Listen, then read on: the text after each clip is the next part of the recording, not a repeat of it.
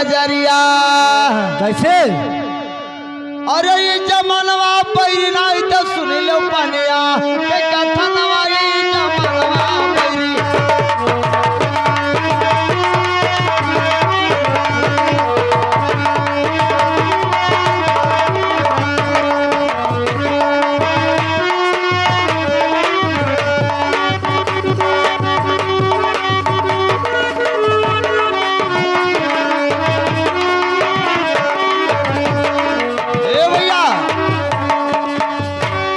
समय मां नदी राप्ती मचा दिया तूफानवा। अच्छा, एक समय मां नदी राप्ती अरे मचा दिया तूफानवा। अरे लतुआ यौ पकड़वा बहिगा के तरफ गिरे मकानवा गइले के तरफ के परनवा ये जमनवा बनी गइले के तरफ के परनवा ये जमनवा बनी।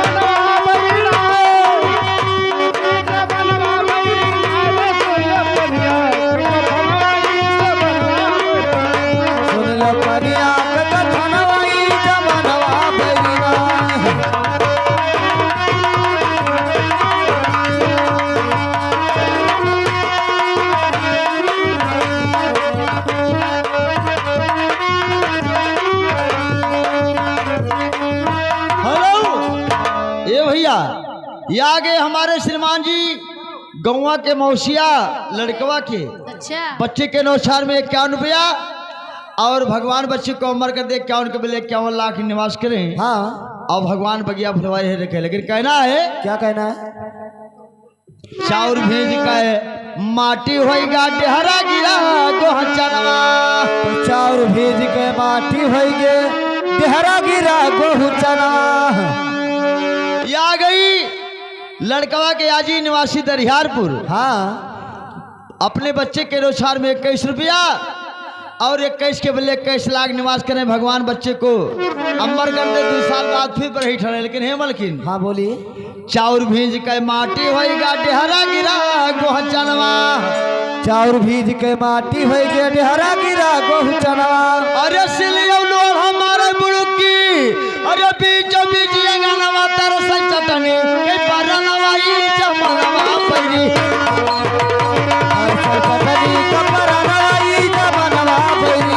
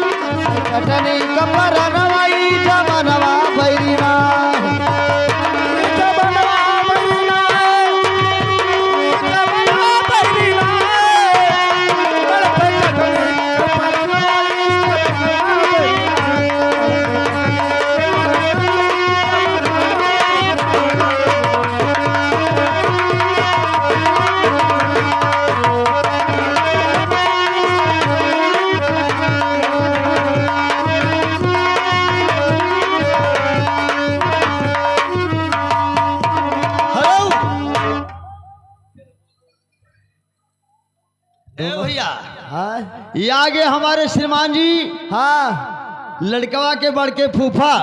अच्छा, 56 छुरी 72 भाला।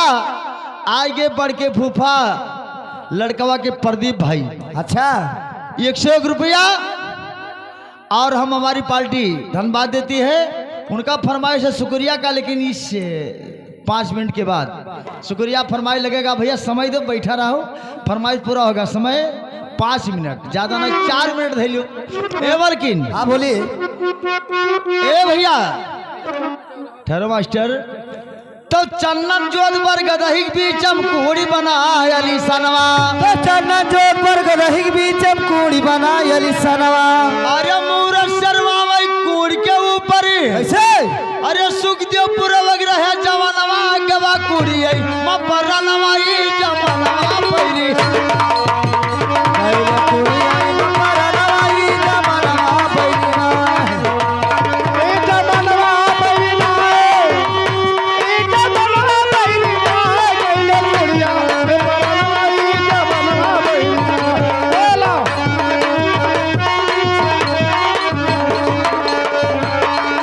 ए गवा कुड़ी है मपरा नवाई जवानवा पैरी कैले कुड़ी आई मपरा नवाई जवानवा पैरी ए वर्किन रहा महीना नवरात कई और 10वीं कह रहा दिनवा, तो नहा महीना नवरात का यारो 10वीं का रहा दिना। अरे ट्रैक्टर पछड़ गवा पीछे का अरे कुड़िए के रसमनवा गवा कुड़िए मपरा नवाई जमनवा पैना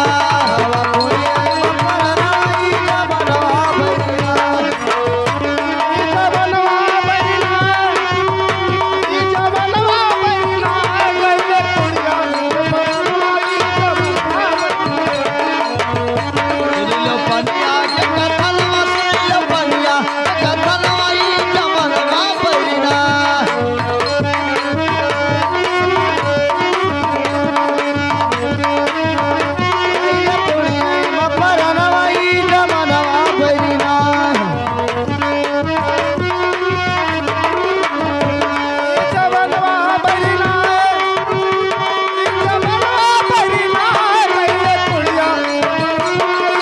ए भैया